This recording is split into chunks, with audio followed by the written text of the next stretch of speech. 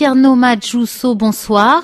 Bonsoir, madame. Conakry est encore sous le choc aujourd'hui. On ne s'attendait pas à une telle violence, à un carnage semblable, parce que le samedi déjà, le chef de l'État disait à l'abbé que les militaires n'allaient jamais tourner leurs armes vers les citoyens guinéens. Et voilà que ce massacre s'opère hier. C'est beaucoup de morts, beaucoup de blessés. J'ai vu comment les gens frappaient, les jeunes, des vieux qu'on frappait. On leur enlevait les habits, on prenait leur argent. Ça, c'est quelque chose qui ne devrait pas se faire.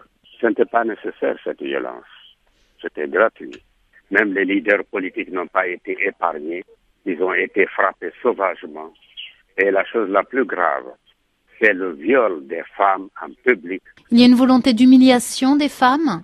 Oui, non seulement humilier, mais chercher peut-être même à les mutiler. Ça a été volontairement fait.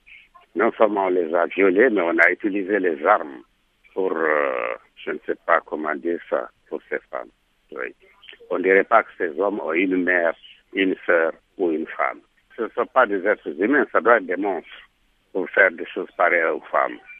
Je viens d'apprendre aujourd'hui que certaines femmes qui étaient dans un centre de santé de Matoto, qu'on avait amené là pour des soins, que les militaires seraient venus les prendre pour les amener vers des destinations inconnues. Est-ce qu'elles vivent? On se demande. Peut-être il fallait cacher les preuves. Est-ce qu'il y a quelque chose d'organisé? Mais on ne peut pas penser que l'armée puisse faire des choses pareilles sans qu'elle ait reçu l'ordre. L'armée, normalement, ne peut pas faire quelque chose sans qu'elle reçoive l'ordre des supérieurs. Ça doit être organisé. En termes de chiffres, est-ce que vous avez un bilan plus précis aujourd'hui? On n'a pas de choses très précises. On disait dans l'ordre de 150 morts, 1200 et quelques blessés. Mais c'est très difficile parce que certains corps, vous savez, ont été enlevés par les forces armées. On a eu des informations. On ne sait pas où les corps ont été emportés. Est-ce que les violences continuent aujourd'hui? Aujourd'hui, j'ai appris qu'il y aurait eu 2 civils morts à la haute banlieue et que même un des corps de sécurité aussi aurait été tué. Mais on n'a pas pu encore contrôler cela. Il y a eu des coups de feu entendus? Oui, il y a des coups de feu sporadiques en haute banlieue. Alors, ce qui est inquiétant, c'est que le peuple qui a tant souffert se dise maintenant il faut aller pour en finir avec cette misère, avec cette violence, jusqu'à un point de non-retour. Et c'est ça le danger. Il faut éviter la spirale de la violence. Et je crois que les autorités devraient comprendre cela et prendre les mesures adéquates pour que ça s'arrête. Que demandez-vous justement à la junte? C'est de respecter les droits et libertés de la personne humaine. C'est que nous aimerions que ces gens fassent.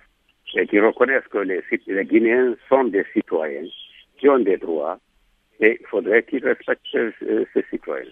Le droit de manifester? Oui, le droit de se rassembler, le droit de manifester, le droit de s'exprimer sont des droits reconnus.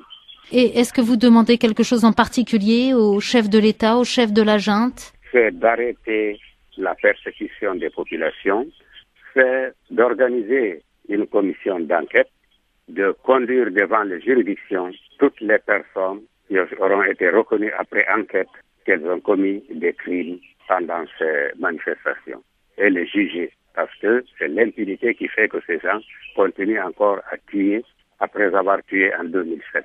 Nous demandons aussi que le chef de l'État maintienne sa position du début d'être arbitre dans les élections prochaines et non candidat. Que demandez-vous à la communauté internationale? Avec ces événements, moi je pense que c'est très utile que la société internationale intervienne et fasse pression sur le pouvoir. Et le président Wade même avait posé l'autre jour un problème. Nous pensons que c'est très utile d'avoir une force en Guinée ici pour protéger la population guinéenne, pour qu'on ne nous massacre pas encore. Vous demandez à la CEDEAO d'intervenir? Oui, nous pensons que c'est utile. Tierno Madjousso, merci.